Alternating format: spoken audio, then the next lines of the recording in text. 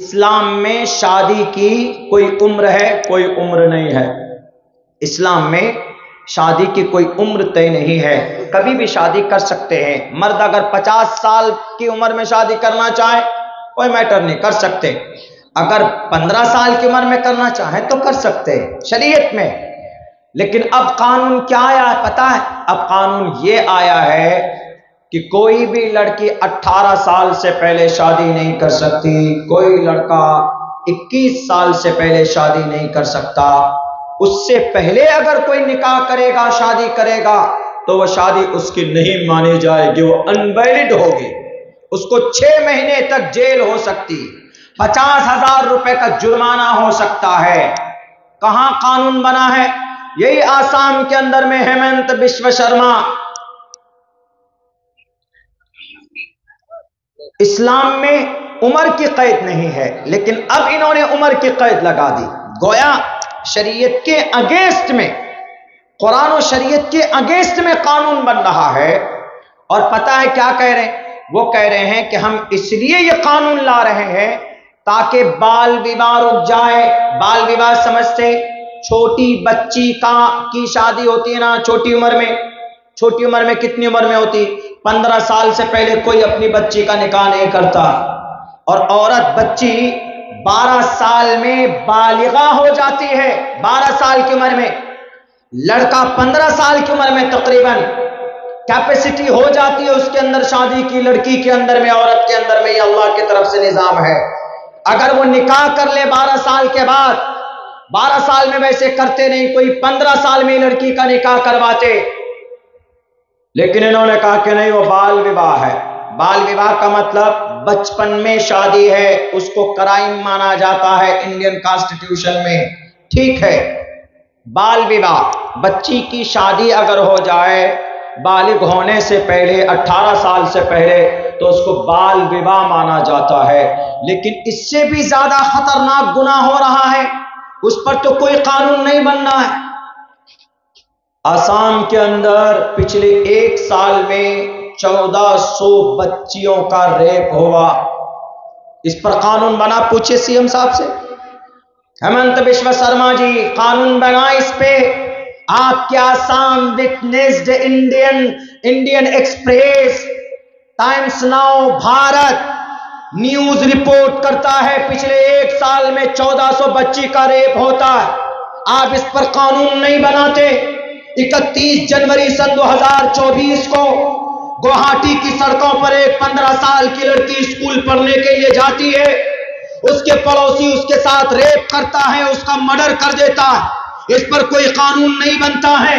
پچھلے 3 سال کے اندر 12,776 بچیوں کا ریپ ہوتا ہے آسام کے اندر، اس پر کوئی قانون نہیں بنتا ہے۔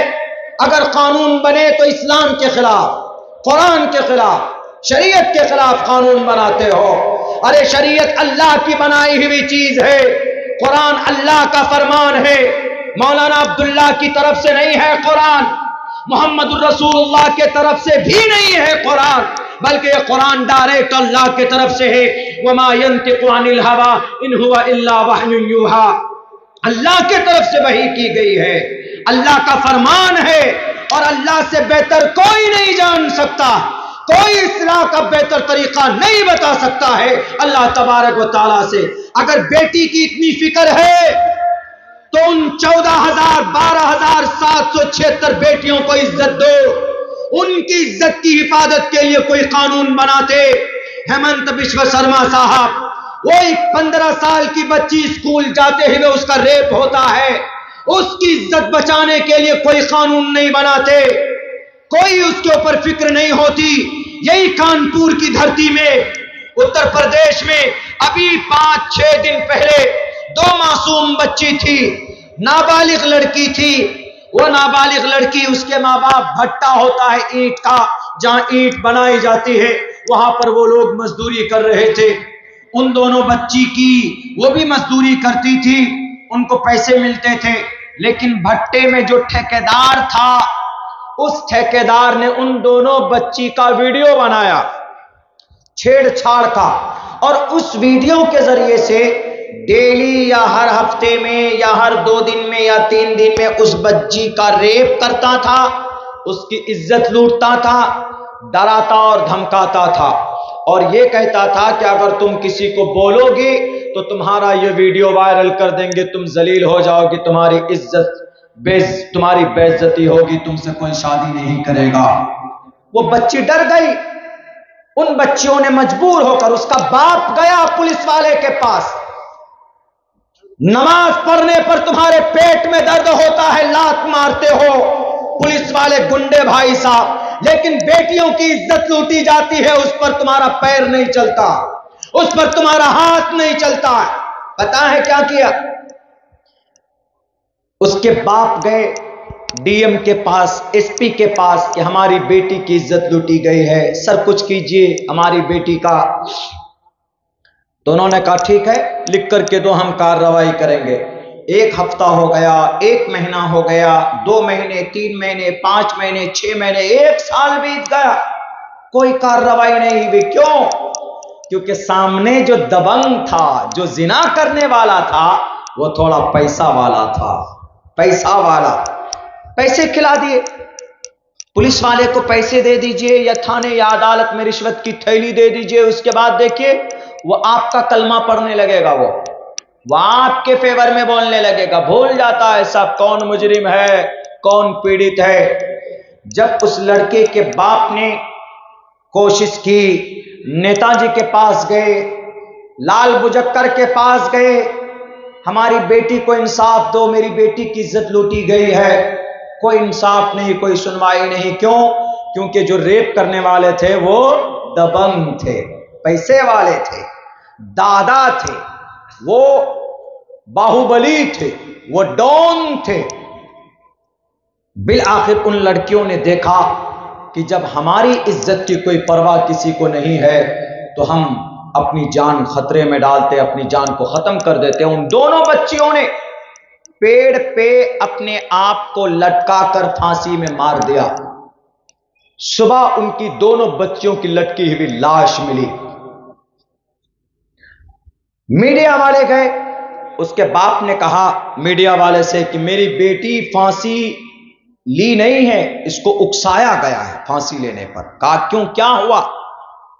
کہا میری بیٹی کا ہمیشہ سے وہ لوگ جس بھٹے میں میں کام کرتا ہوں وہاں پر کچھ باہوبلی ٹائپ کے لوگ ہیں، وہ ہماری بچی کی عزت لوٹتا ہے، اور پھر کوئی کارروائی نہیں ہوئی۔ یہ جتنے نیتا ہیں، یہ جو بولتے ہیں بیٹی بچاؤ بیٹی پڑھاؤ، اس سے بڑا ڈھونگی، اس سے بڑا کوئی جھوٹا نہیں ہے۔ صرف بولتے ہیں بیٹی بچاؤ بیٹی پڑھاؤ، اور جب بچانے کی باری آتی ہے تو دم دبا کر بھاگ جاتے ہیں نالائق۔ اسی لیے انہوں نے کہا کہ میری بیٹی کا ریپ ہوا، میری بیٹی کی عزت لوٹی گئی، میری بیوی نے سوچا کہ انصاف ملے گا، کوئی انصاف نہیں ملا، مجبور ہو کر میری دونوں بیٹیوں نے سوسائڈ اور انہوں نے پھانسی کے پھندے پر لٹکایا ہے، اپنے آپ کو لٹکا لیا۔ ذرا پوچھو دنیا کے تمام کتابوں سے کہ اب ان دونوں بچیوں کو کیسے انصاف ملے گا؟ رگ وید نہیں بتا پائے گا، یجروید نہیں بتا پائے گا، سام وید نہیں بتا سکتا ہے، بائبل نہیں بتا سکتا ہے، آپ آواز تھا پڑھیے وہ کتاب نہیں بتا سکتی، تلمود پڑھیے وہ کتاب نہیں بتا سکتی، لیکن قرآن کے پاس آؤ کہ قرآن بتاؤ ان دونوں بچوں کو کیسے انصاف ملے، کوئی اپائے ہے تمہارے پاس؟ تو ہمارا قرآن کہتا ہے کہ اپائے ہے، آؤ۔ قرآن کہتا ہے 18ویں پارے کے اندر سورہ نور پڑھیے، الزانیۃ والزانی فاجلدوا کل واحد منہما 100 جلدہ ولا تأخذکم بہما رأفۃ فی دین اللہ ان کنتم تؤمنون باللہ والیوم الآخر ولیشہد عذابہما طائفۃ من المؤمنین۔ زنا کرنے والی عورت ہو یا زنا کرنے والے مرد ہو، اگر کوئی زنا کرتا ہے فجلدوا کل واحد منہما، ان زانی کو پکڑ کر لاؤ میدان میں چوراہے پر اور اس کو رسیوں سے باندھ دو اور اس کے پیٹھ پر چمڑے کے کوڑے سے 100 کوڑے برساؤ، اس کی پیٹھ کے اوپر 100 کوڑے سے اس کی پیٹھ کو داغو، اس کے کھال ادھر جانا چاہیے، اس کی باڈی سے خون نکلنا چاہیے، فَاجْلِدُوا كُلَّ وَاحِدٍ مِّنْهُمَا مِئَةَ جَلْدَةٍ. قرآن فیصلہ دیتا ہے. قرآن ان معصوم بچیوں کو انصاف دے سکتا ہے. دنیا کے کسی نظام میں انصاف نہیں ملتا، اس لیے کہ پولیس والے رشوت لے کر منہ بند کر لیتے ہیں، اور کاریہ جس کو ڈی ایم ایس پی کپتان کے آفس بولتے ہیں، رشوت کی تھیلیاں دے کر ان کا اسٹیٹمنٹ بدل جاتا ہے کیونکہ سامنے باہوبلی ہے. لیکن قرآن کہتا ہے کہ کوئی باہوبلی نہیں چلے گا.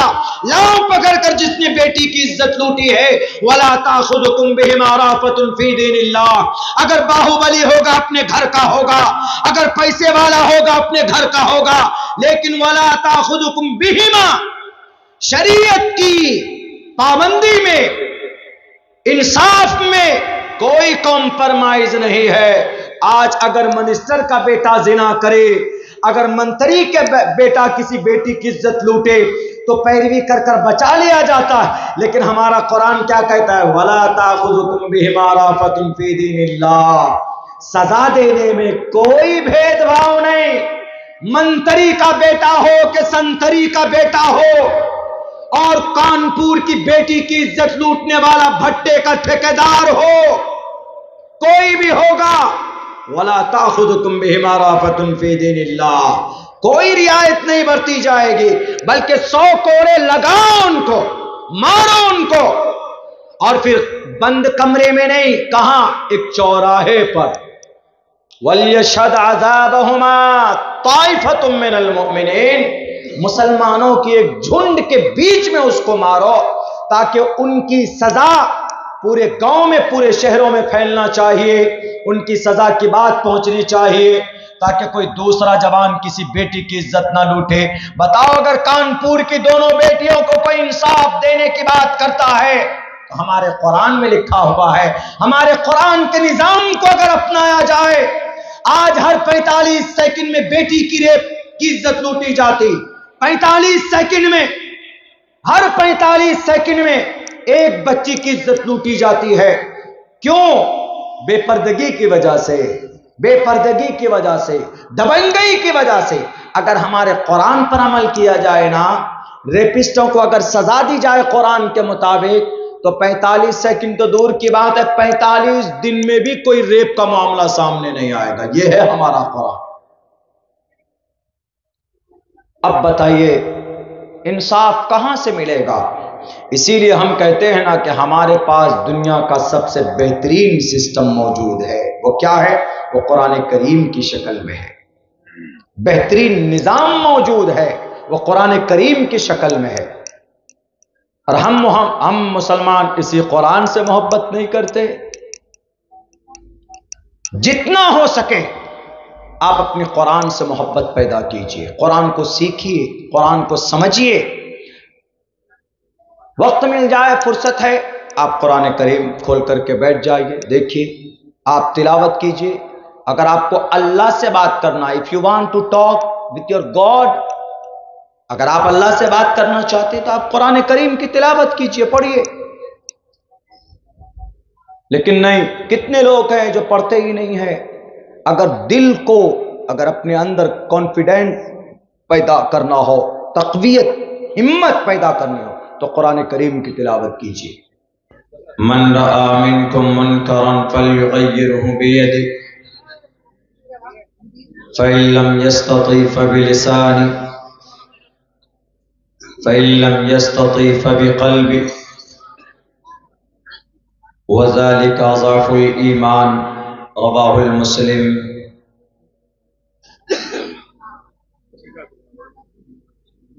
All compliments, all physical prayer and all monetary worship are for Allah. Peace be upon you, O Prophet, and Allah's mercy and blessings, peace be upon us and righteous slaves of Allah subhanahu wa ta'ala. I bear witness that no one is worthy except of Allah subhanahu wa ta'ala. In the name of Allah, the most gracious, the most merciful. My Lord, expand me my breast is my task for me. Remove the impediment from my speech so they may understand what I say.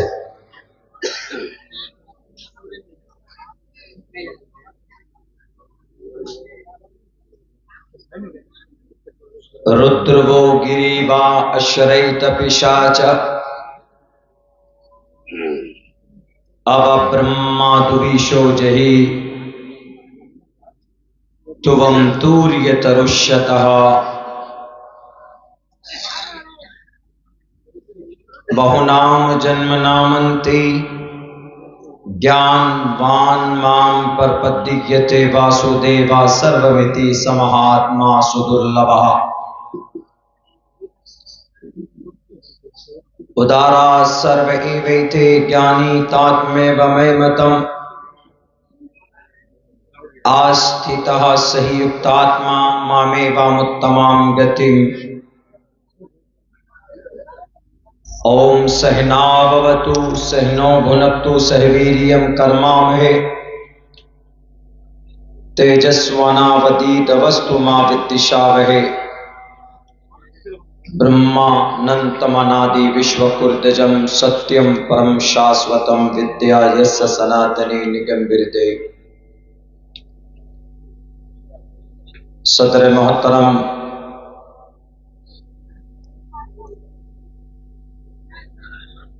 हमारे इस पिंडाल में जमा होने वाले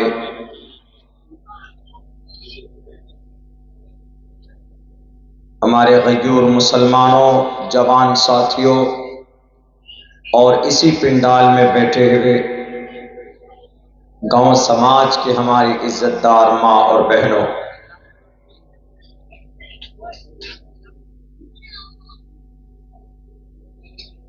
हम लोग मुसलमान हैं। मजहब इस्लाम से हमारा ताल्लुक है। हम सबका रिश्ता उस मजहब से है जिस मजहब का सिस्टम और उसका निज़ाम अल्लाह तबारक व तआला का बनाया हुआ है, और हम उसी अल्लाह की इबादत करते हैं। इस दुनिया में जीने के लिए अल्लाह तबारक व तआला ने कुछ कानून और कुछ निज़ाम और कुछ सिस्टम बनाया है।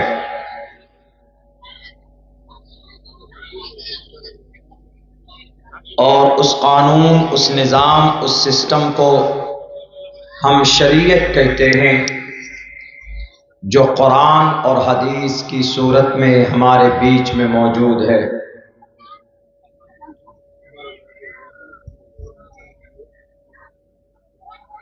अल्लाह तबारक व तआला कुरान करीम के अंदर बयान फरमाता है, कुंतुम खैर उम्मतिन उखरिजत लिन्नास,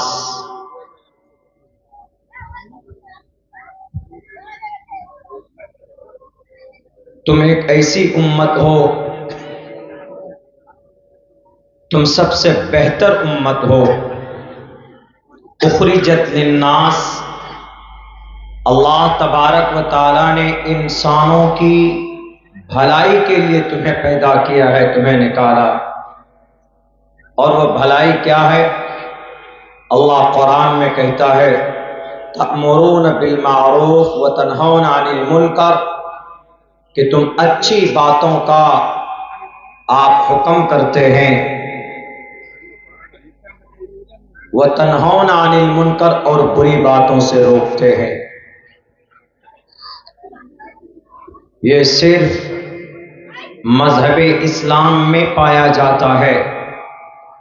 अगर आपके समाज में कोई इंसान बुरा करता है तो हमारा कुरान और हमारी शरीयत कहती है कि उसको रोको।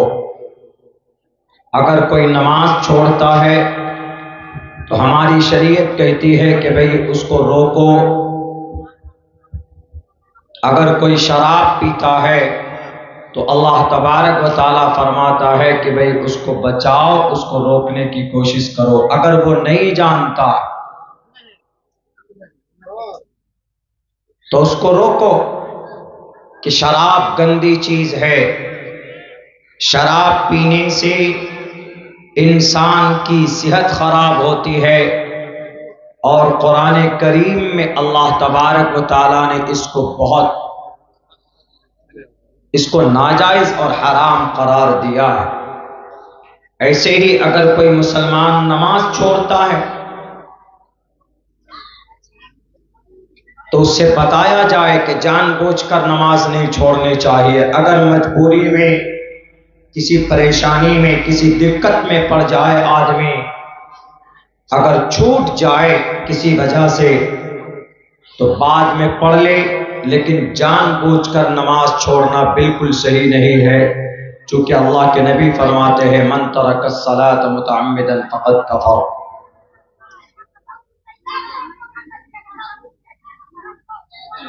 مگر آج ہمارے نوجوان ایک بڑی تعداد میں نماز چھوڑتے، اللہ کی طرف سے بڑی نعمت ہے، اگر آپ اسی نعمت کی ناشکری کرتے ہیں تو اللہ پھر چھینتا ہے۔ لَإِن شَكَرْتُمْ لَأَزِيدَنَّكُمْ وَلَئِن كَفَرْتُمْ إِنَّ عَذَابِي لَشَدِيدٌ۔ آج ہی آپ لوگوں نے دیکھا ہے